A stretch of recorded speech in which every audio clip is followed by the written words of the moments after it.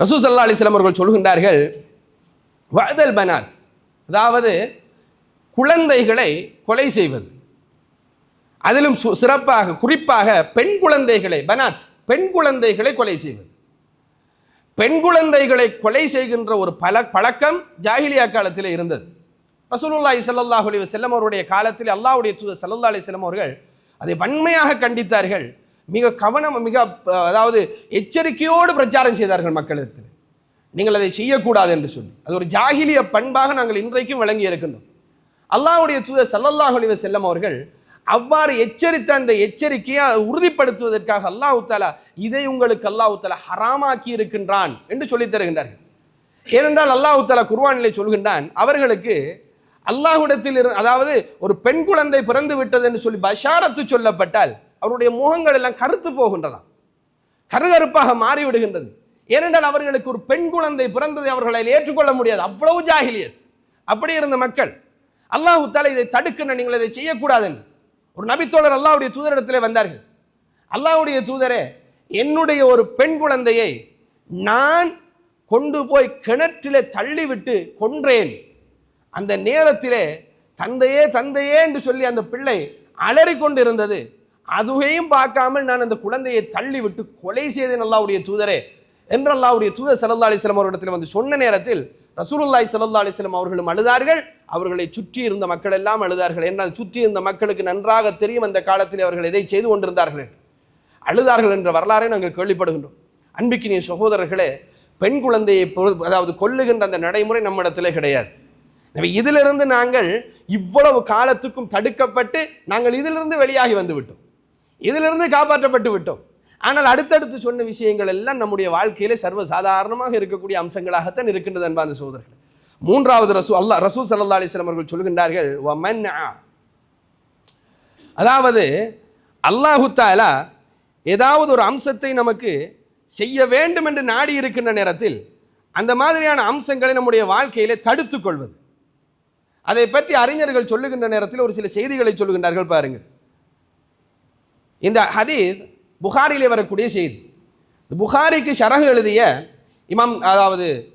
இமாம் இப்னு ஹஜர் அல் அஸ்கலானி அவர்கள் ஃபத்ஹுல் பாரியிலே சொல்லுகின்றார்கள், அல்லாஹு தஆலா கட்டளையிட்ட நலவுகள் இருக்கின்றதே, இந்த நலவுகளை ஒருவன் தடுத்து வைப்பது, குறிப்பாக உறவினர்களுக்கு உதவி செய்வது, அதே நேரத்தில் ஏழைகளுடைய உரிமையை அவர்களிடத்திலே கொண்டு போய் சேர்ப்பது, இந்த மாதிரியான விடயங்களிலே தன்னை தடுத்து கொள்ளக்கூடிய மனிதர்கள், அல்லாஹ் நமக்கு கடமையாக்கி இருக்கக்கூடிய விடயங்களை தடுத்து கொள்ளக்கூடிய மனிதர், இந்த மனிதர் இந்த செய்யக்கூடிய இந்த காரியத்தை அல்லாஹு தஆலா ஹராமாக்கி இருக்கிறான்.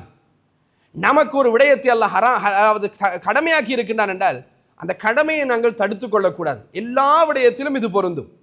அடுத்து முஸ்லிமிலே வரக்கூடிய இந்த செய்திக்கு இமாம் நவவி ரஹிமஹுல்லாஹ் அவர்கள் ஷரஹ் எழுதுகின்ற நேரத்தில் சொல்லுகின்றார்கள், பிறருக்கு நாங்கள் கொடுக்க வேண்டிய வாஜிபான அம்சங்கள், வாஜிபான உரிமைகளை நம்முடைய வாழ்க்கையிலே நாங்கள் தடுத்துக்கொள்வது. உதாரணத்துக்கு ஜகாத்து கொடுப்பது, ஜகாத்தை ஒருவர் கொடுக்காமல் தடுத்துக்கொள்வது அல்லாஹ் தஆலா ஹராமாக்கி இருக்கிறார். அதே நேரத்தில் குடும்பத்துக்கு செலவு செய்வது அல்லாஹ் நமக்கு அதை கடமையாக்கி இருக்கின்றார். அந்த குடும்பத்துக்கு செலவு செய்வதை நமக்குள்ளே தடுத்துக்கொள்வது.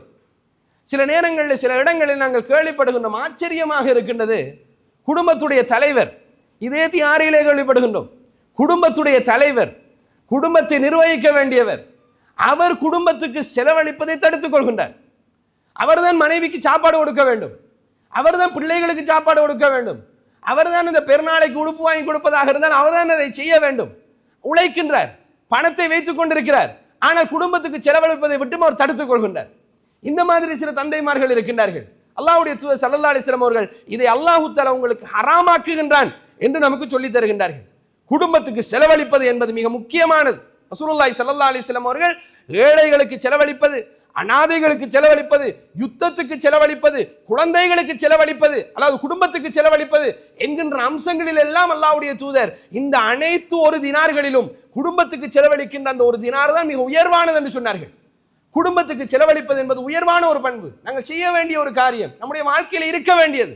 நம்முடைய குடும்பத்துடைய தேவை அல்லாஹ் தஆலா நமக்கு தான் சுமத்தி இருக்கிற ஆண்களை பொறுத்த மட்டிலே அதை தடுத்துக் கொள்கின்ற மனிதர்கள் இருக்கிறார்களே, ஜக்காத் கொடுக்க வேண்டும் என்பது அல்லாஹ் நமக்கு கடமையாக்கி இருக்கின்ற அம்சம். அதை தடுத்துக் கொள்ளக்கூடியவர்கள் இருக்கிறார்களே, அவர்களுடைய விடயத்திலே சொல்லப்பட்ட அம்சம்தான் அல்லாஹ்வுடைய தடைதான் இது என்று சொல்லி இமாம் நவவி அவர்கள் சொல்லுகின்றார்கள். அவர்கள் இன்னொரு உதாரணத்தையும் சொல்லுகின்றார்கள். பாருங்கள், கடனை திருப்பி கொடுப்பது. கடன் இருக்கின்றதே, இந்த கடனுடைய விடயத்திலும் திருப்பி கொடுக்காமல் தன்னை தடுத்துக் கொண்டிருக்கின்ற மனிதர்களும் இந்த செய்திக்குள்ளே வருவார்கள் என்று சொல்லுகின்றார்கள். அல்லாஹ்வுடைய தூதர் ஸல்லல்லாஹு அலைஹி வஸல்லம் அவர்கள் எந்த அளவுக்கு கடனை நமக்கு எச்சரித்தார்கள் என்றால், கடனுடைய விடயத்தில் ஒருவன் நாளை அதாவது ஷஹீதாக இருந்தால் கூட அந்த ஷஹீதுடைய அனைத்து பாவங்களையும் அல்லாஹு தஆலா மன்னிப்பான். அவன் சொர்க்கம் செல்வதற்கு தடையாக அவனுடைய கடன் இருந்தாலே தவிர, கடன் தான் அவனை சொர்க்கம் செல்வதற்கு தடுத்து கொண்டிருக்கின்ற அம்சம். ஷஹீதுக்கு கூட எல்லா பாவங்களும் மன்னிக்கப்படுகின்ற மனிதனுக்கு கூட அந்த மனிதனுடைய வாழ்க்கையிலும் அவன் கடன் எடுத்திருந்தால் அந்த கடன் தான் அவனை தடுத்து கொண்டிருக்கும். அல்லாஹ்வுடைய தூதர் ஜனாசாக்களை கொண்டு வந்து வைத்தால் இந்த ஜனாசாவுக்கு கடன் இருக்கின்றதா என்று கேட்பார்கள். அல்லாஹ்வுடைய தூதரை கடன் இருக்கின்றது என்று சொன்னால் ரசூல் ஸல்லல்லாஹு அலைஹி வஸல்லம் அப்படி என்றால் உங்களுடைய சகோதரனுக்கு நீங்களே தொழுவித்துக் கொள்ளுங்கள் அல்லாஹ்வுடைய தூதர் போவார்கள். இல்லை, நாங்கள் பொறுப்படுத்திக் கொள்கின்றோம் அல்லாஹ்வுடைய தூதர் என்று யாராவது பொறுப்படுத்தால் தான் ரசூல் ஸல்லல்லாஹு அலைஹி வஸல்லம் மீடி வந்து தொழுவார்கள் என்கின்ற செய்தியை நாங்கள் கேள்விப்படுகின்றோம். கடன் என்பது சாதாரணமான ஒரு விடயம் அல்ல அன்பார்ந்த சகோதரர்களே. அது அடுத்தவனுடைய உரிமை, அதை நாங்கள் தடுத்து விடக்கூடாது. அந்த கடனை திருப்பி கொடுப்பதை அல்லாஹ் நமக்கு கடமையாக்கி இருக்கின்றான். எனவே அந்த கடமையை தடுத்துக் கொள்கின்றவர்களும் இந்த மன்ஆண்டு சொல்லக்கூடிய அந்த அம்சத்துக்குள்ளே போவார்கள் என்று ரசூலுல்லாஹி அதாவது இமாம் நவவி ரஹிமஹுல்லாஹ் அவர்கள் நமக்கு சொல்லித் தருகின்றார்கள். அன்பிற்கினிய சகோதரர்களே, இந்த கடனுடைய விடயத்தில் ரசூல் ஸல்லல்லாஹு அலைஹி வஸல்லம் இன்னொரு செய்தியை சொன்னார். ஏன் நான் இதை சொல்லுகின்றேன் என்றால், சர்வசாதாரணமாக பிசினஸிலே கடன் எடுக்கின்ற பழக்கம் நம்மில் அதிகமானவரிடத்தில் இருக்கின்றது. கடனை எடுப்பதற்கே பயப்பட வேண்டும். கடனை எடுப்பதற்கு பயப்படுகின்ற நிலைமையில நம்மிடத்திலே கிடையாது. நம்மளே அதிகமானவர்கள் கடனை எடுப்பதை ஒரு இன்ட்ரெஸ்டான ஒரு விஷயமாக வைத்துக் கொண்டிருக்கிறோம். திருப்பி கொடுக்கிற நேரத்தில் அவருடைய நிலைமைகளை பார்க்க வேண்டும் சகோதரர்களே. செக்கை எழுதி கொடுப்பது செக் பவுன்ஸ் ஆகுது. எந்த செக்குமே அதாவது பாஸ் ஆகுவது கிடையாது. வாக்களித்தால் அதுக்கு மாறு செய்ய வேண்டிய நிலைமை வரும். அல்லாஹ்வுடைய தூதர் கடனை விட்டும் யா அல்லாஹ் என்னை பாதுகாத்து விடு அல்லாஹ்விடத்தில் பிரார்த்தனை செய்வதை பார்த்துவிட்டு ஒரு நபி தோழர் கேட்கின்றார், அல்லாஹ்வுடைய தூதரே, கடன் எடுப்பது ஹராமா? கடன் எடுப்பது கூடாதா? ஏன் அல்லாஹ்வுடைய தூதரை நீங்கள் தொடர்ந்து அல்லாஹ்விடத்தில் கடன் எடுப்பதை கடனிலிருந்து என்னை பாதுகாத்து விடு, கடனிலிருந்து என்னை பாதுகாத்து விடு என்று துஆ செய்கின்றீர்கள்? ரசூலுல்லாஹி ஸல்லல்லாஹு அலைஹி வஸல்லம் அவர்கள் சொல்கின்றார்கள், கடன் ஒரு மனிதனை பொய் பேச வைத்து விடும். நான் பயப்படுகிறேன், பொய் பேச வைத்து விடும். எனவே கடனிலிருந்து என்னை பாதுகாத்து விடுன்னு அல்லாஹ்விடத்திலே பிரார்த்தனை செய்கின்றேன். கடன் மிக மோசமானது என்பார்ந்த சகோதரர்களே. ஆனால் மிக இன்ட்ரெஸ்டாக வாங்குகின்றார்கள். சில நேரங்களில் யாரிடத்திலேயாவது காசு இருக்குதுன்னு வைங்க, நான் கண்ட அனுபவத்தை சொல்கின்றேன். ஏதாவது ஒரு பொது தேவைக்காக சேகரிக்கப்பட்ட ஒரு காசாக இருக்கும். பொது தேவைகளுக்காக சேகரிக்கப்படுற நேரத்தில் காசு கொஞ்சம் பெருசாகவே கிடைக்குமா இல்லையா? கொஞ்சம் கூடுதலாக ஒரு 10 லட்சம் 20 லட்சம் ஒரு 50 லட்சம் மாதிரியான காசுகள் இருக்கின்றது என்றால், இன்றைக்கு நிலைமை எப்படி இருக்குன்னா, பொது தேவைக்காக சேகரிக்கப்பட்ட காசாக இருந்தாலும் யாருக்கும் தெரியாமல் மறைச்சி வச்சிருக்க வேண்டிய ஒரு காலம். இவ்வளவு சேர்ந்திருக்குதுன்னு யார்ட்டையும் சொல்லிடலாது. சொன்னால் அடுத்த நிமிஷம் ஒரு கோல் ஒன்று வரும். தனியாக இருக்கிற நேரத்தில் கோல் வரும். கோல் எடுத்து உங்கள்கிட்ட ஒரு 50 லட்சம் ரூபாய் இருக்குதாமே, அந்த 50 லட்சம் ரூபாய் நீங்கள் தாங்க, உங்களுக்கு மாதம் இவ்வளோ ப்ராஃபிட் தரும், இவ்வளோ ப்ராஃபிட் உங்களுக்கு திருப்பி தரும். அல்லது இந்த சிஸ்டம் உங்களுக்கு விருப்பம் இல்லாட்டி அந்த 50 லட்சத்தை கடனை தாங்க, நீங்கள் இப்போ யூஸ் பண்ண மாட்டீங்க தானே, ஒரு 6 மாதத்துக்கு பிறகு திருப்பி தரமென்று மிச்சம் சிம்பிளாக மிகப்பெரிய தொகையாக இருந்தாலும் மிக லேசாக கேட்கின்ற ஒரு நடைமுறை நம்மிடத்தில் இருக்கின்றது என்பது அந்த சோதரர்களை சாதாரண விஷயம் அல்ல. ரசூலுல்லாஹி ஸல்லல்லாஹு அலைஹி வஸல்லம் அவர்கள் சொன்னார்கள், கடனை திருப்பி கொடுப்பதற்கு காசு இருந்து தவணை போடுவதை அல்லாஹ்வுடைய தூதர் தடுத்தார்கள்.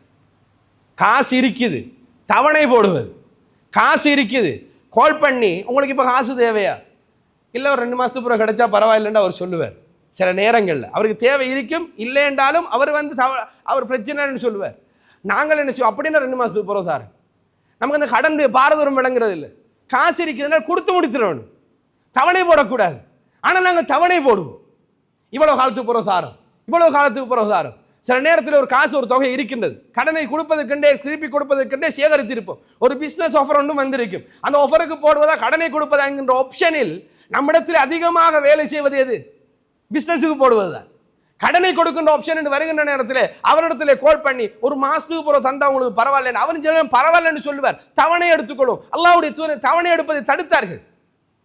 இவ்வாறு உங்களிடத்தில் பணம் இருந்து திருப்பி கொடுப்பதற்கு வசதி இருந்து தேவையில்லாமல் இந்த தவணை எடுப்பது இருக்கின்றதே, இது கடனுடைய பாரதூரம் தெரியாதவர்கள் செய்கின்ற வேலை.